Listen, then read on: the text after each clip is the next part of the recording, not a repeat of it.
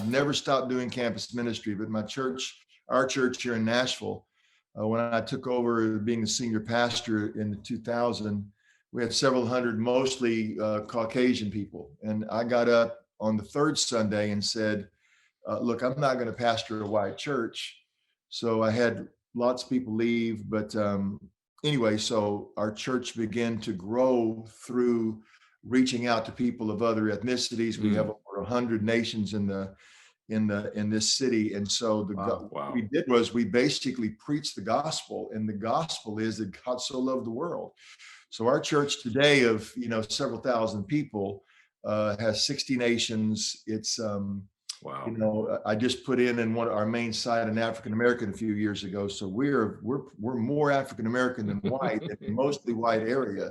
Wow. And, Dr. Greg Okeson of Asbury just wrote a book that Christianity Today gave the award I think in the missions category of the book of the year last year, but he wrote a chapter on our church, chapter 9.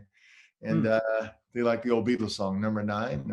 Anyway, that's way too old, but to reference that, but it really documents it very accurately what's going on. So the gospel meets these social issues. So when the George Floyd and all the tragedies and the deaths happened and murders happened in our country, our church and our senior pastor, James Lowe, we weren't having to discover and say, oh, we need to get into this conversation. We, because of the gospel, had been taking the lead. So that's neat.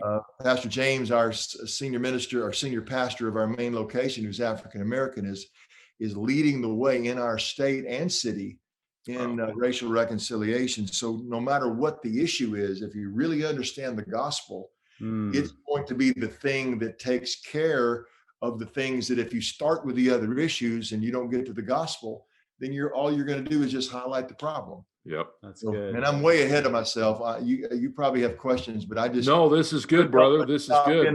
So wait a minute. If you get the gospel, get everything else, if you get it right, because the gospel has the power to reconcile people, to bring about social justice, all the things we're concerned about.